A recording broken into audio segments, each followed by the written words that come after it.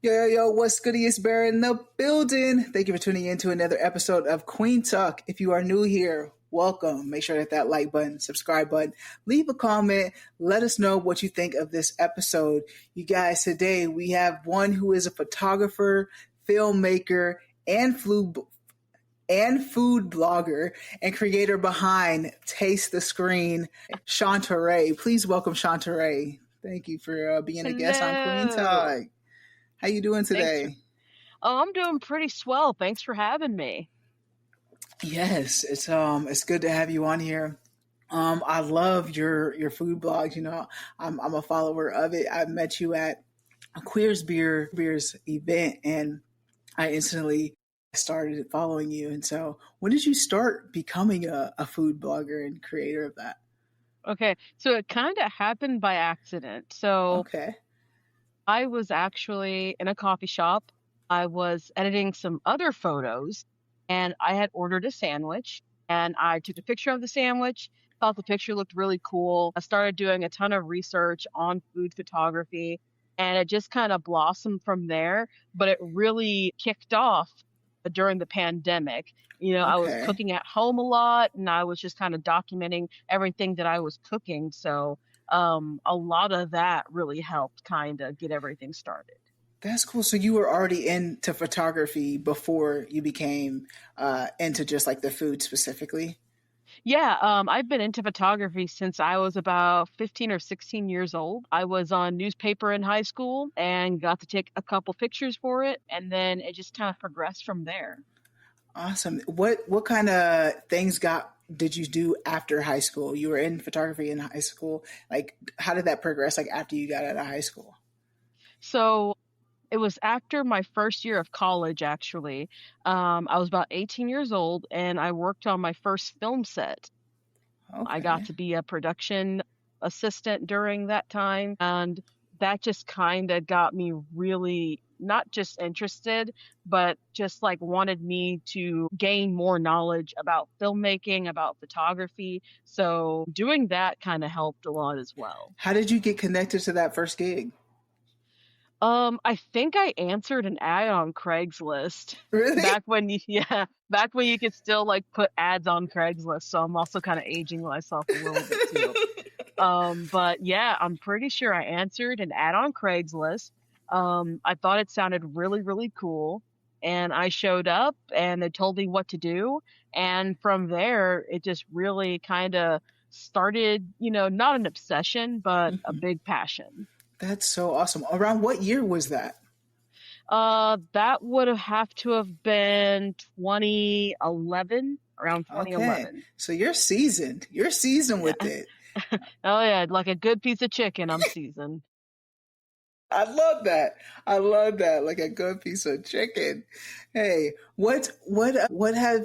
so this started because you took a picture of a sandwich and then you became a blogger. You have a pretty good following too. So did you just start getting into like social media like as it came? Have you always been like into the social media world or like how are you navigating that? Well, I was part of the whole like social media boom where Instagram, Facebook, all that stuff was coming out or being really popular. So, I kind of just, grew along with social media, but it wasn't until I started like really taking pictures that I really kind of dove in and wanted to kind of see exactly what goes into creating, a good platform. What year was it when you started doing the food specifically? You said 2011 is when you got started, but when did you transfer over to the food specifically? Uh, got really into the food specifically right around 2018. Was Okay. about that time that I really started getting into food. That's that's so how do you feel about like everybody doing food blogs now? Do you feel like you're still in a lane to where like you're able to succeed obviously because you're still in it, but like how do you navigate like the multiple people that are now becoming food bloggers? I think it's great that more people are becoming food bloggers because people may think, there's too many bloggers, it's oversaturated. Everyone's got different tastes. everybody tastes something differently. And I'd rather read, 10 blogs about the same dish, and every blog is going to be different. Yeah. So, even if, you don't think that you have the skill or that you have a big following, it doesn't really matter because you're literally just describing how something tasted to you. Right. And you never know because someone could read it and say, it tasted like that to me as well. I Mm. should follow this person because they're kind of like me. So I always say, if you want to start doing something, the first step is to just doing it. So I encourage everyone to be, a food blogger. Everyone's got a blogger inside them. Yeah, I feel like everybody critiques food low key already. Like when you're out at a restaurant, Yeah. you critique it already. And I agree with that though, like with it not being too many because like there's so many just like convenience stores or gas stations or just pizza. There's so many different brands of like pizza that you can like get. And you're right about just like taste buds. People's taste buds are completely different. And I love the title. Like, I love that your name is Taste the Screen. I feel like that's so clever. And I don't know, like, was it Taste the Crave? Like, before I seen somewhere where it said Taste the Crave. Like, did you start with that and then, like, you were like, oh, I need to change it? Or where'd you come up with the name Taste the Screen? Okay. So I went through like a bit of a cycle when it came to names. um, I landed on Taste the Screen because I was hanging out with my mom one night and I was starting to tell her, more about me and I was shooting food and everything. And she was like, "Oh, do you have a name?" And I'm like, "I don't know." And then she just kind of asked me questions, like when someone sees sees a picture that you've done, what is the first thing you want them to think of? And I'm like, well, I want them to think that it looks good for one, that, that they look at it and they can just taste it without even eating it. And then I went home and just started like thinking about that, like taste, taste, taste. Like I want people to get hungry when they see my food. So I'm like, I want them to taste the screen. And then I just kind of ran with it from there.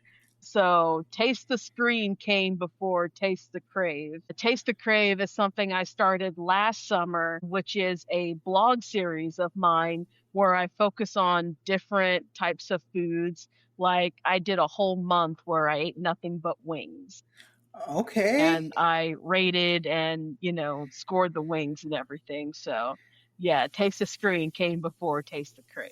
All right, I love that. I love that name. It is because it does like when you're watching it, it does make you hungry, like literally in the Yeah. name. So that's pretty clever. Shout out to mom for helping you brainstorm with that. So I didn't really get a proper introduction of like you were from Wichita. We met in Wichita. Are you from Wichita, Kansas? Born and raised. Yes. Yep. Okay. Born and raised here. All right. Where'd you go? What school did you go to? I went to Southeast for high school, Okay.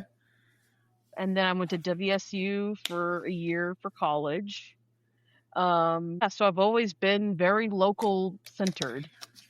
Did you get your degree in photography at all, or it just happened to No, be? so I was already kind of doing what I was going to school for, and rather than waste their time and my time, I'm like, I don't think I need to be here. But stay in school, school's cool. Just wasn't cool for me. Well, I guess the only thing is I was a part of the Big Brothers Big Sisters program growing up, and the big sister I got paired with, she and her sister, they were both heavily involved in musical theater and performing arts and stuff like that. And so they played a big part into me getting into creatives. I probably wouldn't have even started doing photography if it weren't for her and her family. So I always support programs like that because it definitely opened me up to a world I didn't realize I could be a part of. Because you don't see a lot of people who look like me doing film, doing photography, or special things like that. So it's like if I don't see the representation, then I will just be the representation myself. I don't know who sees me, I don't know who follows me or anything, but maybe that same little kid that I was will stumble upon me and say, I think I can do that. I think representation does matter. Like here on Queen Talk, like that is something that is very important. And I think a shout out to Big Brothers Big Sisters because that is a great program for people to get a glimpse of something different. So yeah, I think that is important. So thank you for that. Yeah, so do you pursue Taste of Screen full time? I've seen you like being a vendor and stuff like that. Like, is this what you do full time?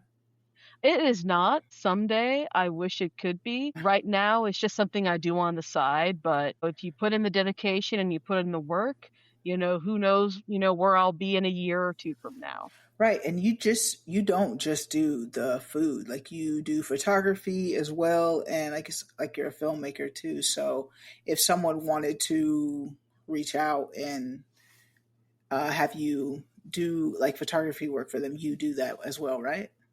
Yeah, I do engagements, I do family shoots, I can do, weddings. I've done a couple weddings. Yeah, I can pretty much adapt to, any scenario you may need. Yeah, I don't just do food. Photography all around is a big passion of mine.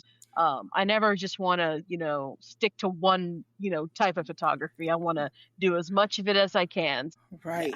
And when it comes to like the film stuff, do you have like a partnership with someone like is with Eddie or are you just Eddie Toyota or do you just have some do some work for with them and happen to do some videos and stuff? I actually worked for them for a brief time and did a few projects with them, so that was pretty fun. But I don't have like any solid partnerships. I'm pretty freelance when it comes to any work I do. So I'm not bound by contract with anybody. So I'm Nice. open and free to work with anyone that I choose. Love that. Love that. I seen sometimes on your post it says a comped post too. So you're like working it up there though, you know?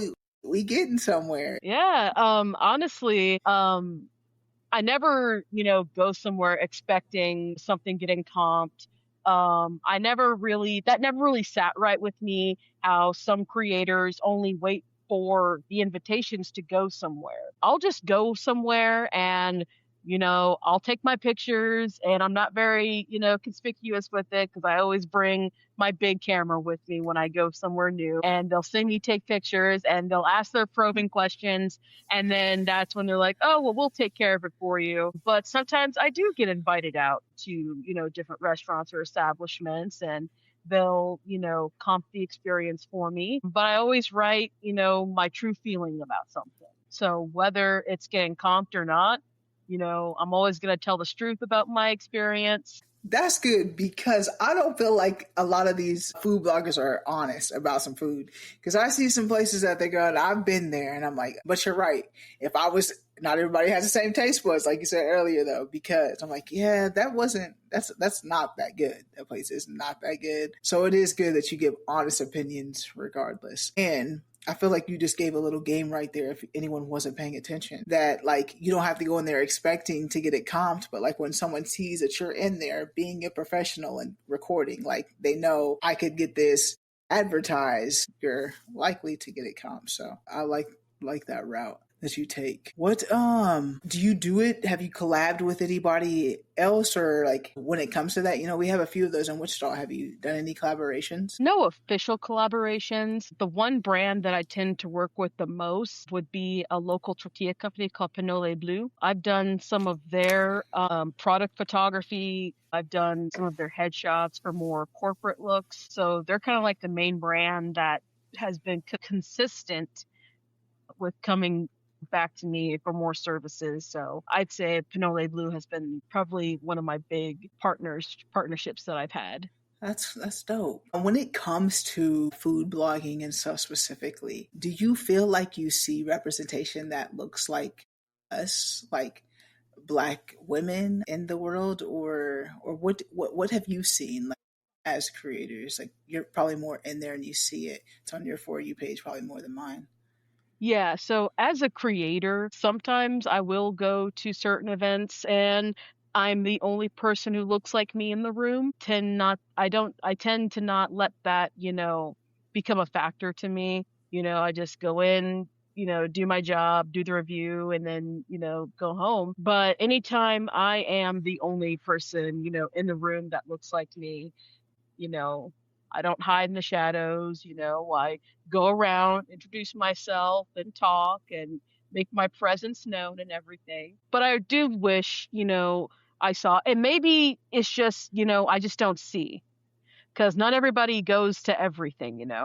So maybe there are other creators who look like me, but they just haven't gotten their chance to really put themselves out there yet. And, to anyone who has been wanting to start, all you got to do is just take your phone out, take a picture of your burger or your sandwich or whatever you're eating, and just make a post about it. And doesn't matter if people disagree with you and say, well, it's not that good. That is just your opinion. Right. So, if you kind of do it in the shadows, it's okay to do it in broad daylight. Yeah, I agree. Like people overthink things, and it's just like if you just do it and just start with where you're at, it's gonna be okay. Like I feel like you just have to take that step, take that leap to be able to get it done though. Or you just always what if, or I wish. And I think I asked that because I personally don't see, like when I'm on my For You page and just like I see food bloggers come up, I don't see people that look like us on there. So I think also just like giving that representation that you're giving for like other people to be out here and be seen, like I think that's important. Here on Queen Talk, like that to me is like what is important of getting that representation out there. And so like being seen, I think is very important. So I appreciate you being seen. And it is hard to be in those rooms at time and be the only one. Like I know like how hard it is. It's very awkward at times, but it's like someone has to do it. Someone has to be in the room and constantly making room for others. So Yeah. that's exactly what you're doing. When it comes to like your sexuality, you did say you're bisexual, right? Yes. When did you say like no, like you're part of the community? Well, I would say that I knew it was part, like looking back, I'd say that I was I was aware of it when I was very, very, very young. I just didn't know a name for it. And so it wasn't until I was in my early 20s that I finally found, a name for it and felt comfortable, with that name and could finally feel free enough to be, who I am. So, yeah, I've known from a very young age that I was different, but I just couldn't put my finger on like a name or, a true description of it. And also deep down, I thought everybody felt the same way I did. So when I found out that wasn't true, that was a bit of a shock. So did you express yourself like when you knew, or not until you said when you were 20, that's when like you found a name for it? Is that when you expressed yourself, or was it before then? Yeah, it was around then. Up until that point, I'd always been very tolerant and loving towards everybody, or if they were different than me or whichever. And so it wasn't until I'd say I was even in my late third, not late 30s, but my late 20s that I actually like started going to Pride and, participating in queer events and going to queer events and just feeling comfortable, being around people who were in ways, similar to me. Hmm. Yeah, and what was your first Pride like? Like, what was that experience for you? So my first Pride was actually an event that I was working. So I was working with Google and I was just running around doing everything that I was needing to do. And so I didn't get a chance to really enjoy it, but just from like the sights I was seeing and what I was hearing, I just knew that it was a very safe environment for me. I knew it would be a very, welcoming environment for me. And, it was really cool to see everyone expressing, who they are and loving who they want to love and just being surrounded by, their families, whether it is blood family or chosen family. And, that was something that I knew that I wanted to be a part of. What state were you in? I was here in Kansas. It was for Wichita Pride. This was years, many, many, many years ago. Google was just like a table or a sponsor there? They were filming some sort of event, some sort of video project they were doing with prides around the United States. And so I was just on crew to help them for that. Oh, interesting. They were all on board now. They ain't doing that this year. They ain't doing that this year. It was not. It was not out there. That's interesting, though. That was that just like another Craigslist ad that Google put out there trying to find some talent, or like were you working for Google or? I think it was a Craigslist thing. Before Craigslist became, creepy, it was actually pretty useful for stuff like that.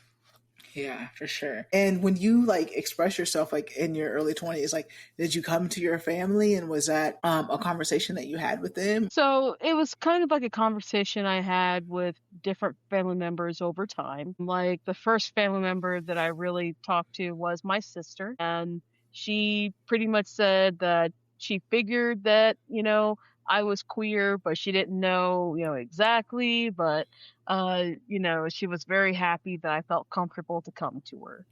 Yeah, that's And then I think like 6 months after that, I told my grandmother, and she was very loving and open about it. And good. then probably a year not even a year, but 7 months after that, I then told my mom.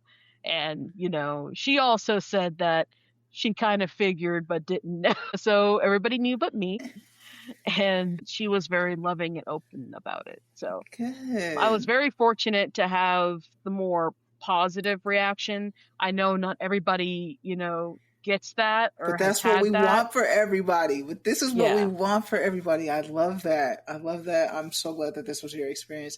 I think people need to hear these stories to know, like, also, like, it could be their reality too. And just like if you said something, it might not be as bad as you think it's going to be.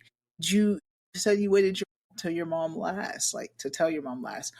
Did you feel like nervous to tell her, or why was that? Yeah.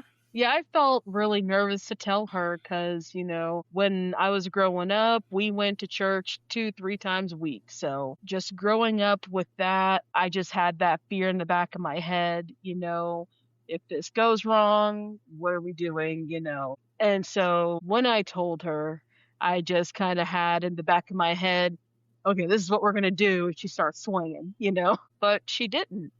She hugged me and told me that she loved me. She was only upset that she was the last one to know, but yeah, she definitely surprised me. But in a way, my mom was always presented as a loving person, so I was very happy with the result of telling her. Yes, that's awesome. That's awesome. And you mentioned growing up, you guys went to church. I just like I can't wait till we get to a point to where like it's not looked at like we can't be part of the church and we can't have faith and stuff too. Like I just it just doesn't make sense to me. I go to church online right now to amazing church. Like I love Pastor Mike Jr. I love my church, Rock City. Shout it out. For you, has that deterred you? Now, do you still go to church? Like, what is your faith like? So for a while, my faith was very rocky.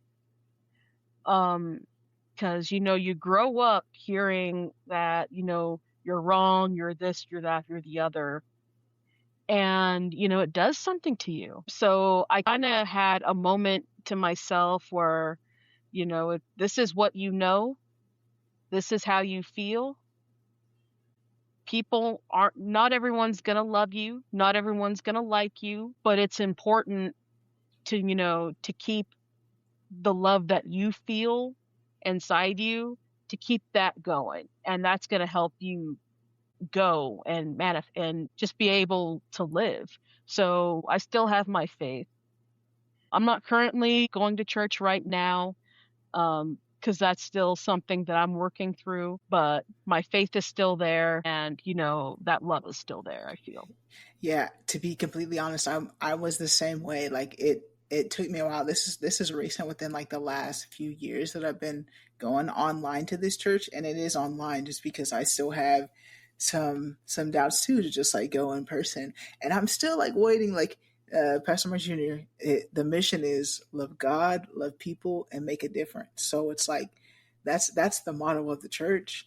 And so far, the past few years that I've been watching, that is what he preaches. So, but there before, like finding this church, I was the same way. Like growing up, you go to church and they tell you this way, and even recently, like earlier earlier this year, if it was earlier this year or like the end of last year, I go to church with my grandma, and a situation happened to where like he's talking about homosexuality being a sin and stuff like that, and I'm just like, I feel like my grandma has set me up, but I never even had like, I need to have a conversation with her and like ask her like, did you know like this is a, because after that happened, she was like, yeah, he had talked about it for 3 weeks in a row, so maybe she thought, okay, this week he won't talk about it, Yeah. but I don't know. But it's just like, even still now, I still feel away like when I go, just because I'm like, man, I don't want you to see me and then think, oh, I need to have this as a sermon. Like I don't like, I'm just trying to get closer to God, hear the message, and go about my way. But it does deter a lot of us in the community away, because it's like you're trying to get us further away from God instead of bringing us closer. The logic ain't, it doesn't make sense to me. It doesn't make Yeah. sense. But I'm glad your family did not put faith against you. Like that's an amazing story to have. Oh yeah. A relationship. I am. Okay, are you in like a, what's your partner? Is a male, female? Female. Okay, okay, okay. How long have you guys been together? 7 months. All right, fresh, fresh. How's that going for you? It's going really well. Every experience is still new, at this point, just learning, still learning about each other's likes, dislikes, triggers, everything like that. So, yeah, I'd say it's going very well. And I just love learning something new about my partner, every time we see each other. So You guys aren't it's you been hauling great. it, are you? Like it's still. Oh no, I'm not I still like my space. I still very much like having my own space. So there will be no U-hauling in the future. That's good. That's good. That's the stereotype. That's not true for everybody. It's not true. I'm one that'll call her someone that I'm dating my friend for like the first probably like 2 years, and I'm like, okay, we're not friends anymore. We're actually official. But that's cool. Is like, when it comes to your dating, have you like gone lately dated women, like gone dates on men? I'd say up until, last year, I was just kind of chilled out on dating, just had way too many of the bad ones. Mm-hmm. So when I decided to start dating again, I'm just like, I'm just going to focus on one group and just see what happens. And as a bisexual, people always ask, well, who do you prefer? And it's like, I prefer to date the person I have the most in common with, or the person that I vibe the most with. So it's not a matter of like who I prefer, or how, like, have you been dating mainly women? Have you been dating mainly men? It's just, I have just been mainly dating people that I could see, going further with, or, we have the same sense of humor, or we have the same likes, or we have the same interests. So that's who I gear towards more.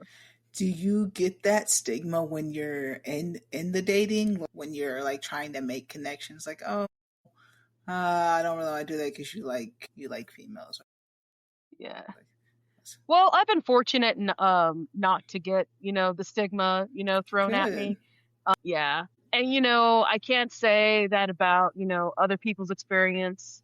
Because for some people, they just can't catch a break. And I think that's just really sad. Because, if you only limit yourself to only, people who have only been with these people, and stuff like that, then you could be missing out on someone who could be really good for you. But Yeah. if you're going to be that shallow, then, it's kind of good for them that you're passing them over, because, that could be a really good person that you're putting through the ringer for no reason.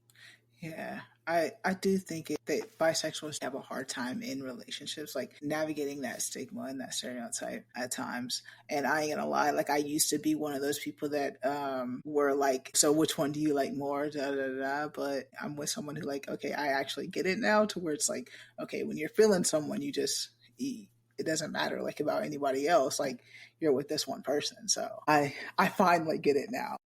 We love growth. Yes. Yes, for sure. Always trying to grow for sure. And I think like it's important to like I'm sure someone that's like listening or watching to this podcast, they're still thinking that way. I think it's important for like people to hear these stories so like they can get a better understanding like it's not a one size fits all Yeah. with situations too. When it comes to like the Wichita queer scene for you, I seen you at Queer Beers. Is that like, do you connect with trying to find organizations like that to find the community, or what other ways do you do that? Well, I just kind of take, different things that I like and I try to find something in the community that, that fills that space. Like, I've always been a fan of beers and I've always been a fan of going to breweries. So when Queer Beers first came about, I was pretty excited that, oh, there's a group that goes out and they try, different breweries and they hang out and they're queer. Like, that seems up my alley. So I was very lucky to have found, that particular group here in town. And I just feel like, it's finding your interests and then another piece about you coming together just seems so right. So I was very lucky to have found that. How long have you been connecting with that group? Since they started like 2 or 3 years ago. Awesome. Awesome. That is so. I do love like the connecting of queers and giving that space, safe space, especially during times like this. Like, it is important for those spaces to be created. So, shout out to Yeah. Dara. And yeah, oh yeah, big time. Up until, I started going to queer beer events, I didn't really have any queer friends. I have, friends who are allies, but I had no queer presenting friends that I can just go and talk to or go and hang out with.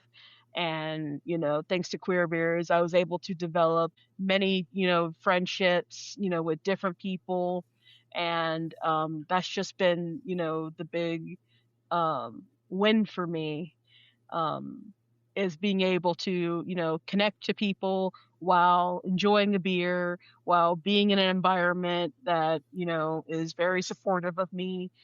It's very cool. I agree. It's a different feeling when you're around people that you identify with. Like we identify the same. We navigate this world. Like you get a little glimpse of how I navigate this world. So Oh yeah. I agree 100%. I think, like I said before, it's really dope what Queer Bears is doing. What other ways do you find friendships though? Like as an adult, not even just like as a queer person, just like as an adult, I feel like I was just talking to my partner recently, and just like my friend group, I feel like it's changing, and so like you're trying to build different friend groups. How do you find friends as an adult? How do you find friends as an adult? Sometimes you just stumble upon it. And Yeah, it's so, like even when you're not necessarily looking for it or when you feel like you don't need it is when you're going to find it. yeah. I went to a brewery here in Wichita and they had trivia nights. And I just went on a trivia night and I saw another, group of people that I had met at an event. And we started talking and then we started going to trivia together. And then they started inviting a few more of their friends. And so now it's just like this, standing appointment that we have with each other on Tuesdays is when we're all going to meet up and we're all going to play trivia. And, Love that. it's amazing because we're all, very much adults. We all have our own lives going on. But we set aside this time just to meet up and talk, play a game, and have fun. And, Yes. like I said, you know, I stumbled upon it, didn't intend on it. But you'll find the friendships you're supposed to make at the time that you're supposed to find them. I agree. I agree. You can't force friendships either. I don't trust people, so it's like besides Yeah. going to work most of my day, Yeah. the club scene isn't it anymore. So maybe like a trivia, like you said. I'm trying to Yeah. also go to bingo. Have you been to bingo? I haven't been to bingo yet because I'm not like a club person. I mean, I'll go if it's someone's birthday, but I'm not going to be like, hey, it's Tuesday or hey, it's Monday. Let's go to the club. Like, no. Yeah, but bingo, I want to go to bingo. Bingo is like an everyday thing, and it's there's one like down the street from my house, and I need to just go because people say you can win a lot of money. Like it's like a different, Yeah, I've heard that you can win a good chunk of change at bingo, and people take it very seriously. very seriously. Like there are people that's like their standing appointment on Sunday is they're gonna go and play bingo. They're gonna drink, their $3 cocktail, and they're gonna have a great time. I And I love that. yes, I need to just do a bingo date like that. Just I need to make it happen because I'm always like, I want to go play some bingo randomly, but I just like never go in there. I picture it just like being like an old smoky place. I haven't even been into one like in years, so like I don't even know what Yeah. like the scene looks like. But I'm just It's picturing probably is like the coolest thing you've ever seen, but you wouldn't know because you're like, oh, it's gonna be grimy in there. yeah. But I'm at the age to where bingo is like it's like the go to spot to where it'd be like, okay, we can win some money and have a few drinks and a good time. But and I also see like here in town, there's like I don't know, it's called Loco Bingo or what it is, but it's just like a Bingo Loco. okay Bingo Loco. So I was like, that would be lit to go to too. Like Yeah, the clips I've seen like on TikTok, it looks like a rave and a bingo hall. And it's like they got booked on the same night. And it's like, well, we're just gonna have to coexist. yes, it's like this is where we gotta find friends these days. It's just like at the bingo hall. The bingo hall, the Yeah. trivia. Like you could probably find your best friend at a bingo hall. I believe it. I believe it because I feel like bingo is an age for everybody. Loki, Yeah. it is an age for everybody. So you never know. Next time I'm gonna vlog when I'm at the bingo. When I go to the bingo spot, Queen Talk, yes, you guys hear this audience. I'm gonna vlog it, and you're gonna see a vlog of me going to bingo. Shauntoray, what advice would you have for someone who may be getting into like blogging or maybe wanting to do like photography work or film work? As cliche as it may sound, it's probably the most useful advice, which is just start doing it. If you have a professional camera or if you don't have a professional camera, just take out your phone and take a picture and, don't do it to, please someone else's standards or to please someone else. Do it to please yourself. Um, if you see something and you're like, I want someone to see what I see, just capture it and run with it. You're never going to get anywhere if you keep saying, well, I'll wait until I have a better this, or I'll wait until I have this many followers. Next week is always going to be next week. So if you see something that you want to try or you see something that you really, really want to do, just do it. And if you have no support, you'll always have the support of yourself. So you'll never be unsupported as long as you have the support of yourself. So As long as you have the support of yourself, that clip it, clip it, clip it. I love that because people do get discouraged when other people don't support, but you got to be your biggest fan. You really do have to yeah. be your biggest fan. I think that's an important message to give the audience today is just get out there, take that leap. And it could just be a coincidence. You literally started the food blogging because you took a picture of a sandwich. You're like, this is cool. Like, let me run with this. So it's like, you never know. Just like if you try different things, you might get into something, but you won't know unless you try. So I think that's an important message of just just do it. Just try it. It is cliche, but it's honest. And like it's okay. Like if you try and it doesn't happen like later, it's okay. Like you Yeah. I feel like that's another thing is people get caught up as like, okay, if I start and I don't continue, like I'm a failure. No, it was just a lesson learned. Like you tried something, you Yeah, or if learn. they don't get the amount of likes that they want or, anything like that, like you got to stop looking at the likes and you got to stop looking at the views. And if you are pleased with it, post it. And if nobody likes it, like I said, you're your first supporter. So support your own stuff. If you don't, no one else is gonna. Yes, I agree. Thank you so much, Shauntoray, for giving the game on here at Kueen Talk today and just being a guest. I thank you for just telling your story. I feel like it's important for, like you said earlier, to like make these connections. I came up to you like when we were out there, I seen you, and you just never know what connections that can be made when you go up and you have that conversation, especially when you rarely see other people that look like you in the room. So it's important for us to like talk and to connect with each other. So thank you so much for connecting with me and being a guest on Kueen Talk. I really do appreciate it. You guys, let me know what you think of this episode. Leave a comment, like, subscribe, all that good stuff. And make sure you check out queentalk.com. Queentalks.com. You guys can check out some merch, check out other guests that have been on here, all the other amazing episodes that we have had thus far. And as always, family, friends, strangers, love and be nice.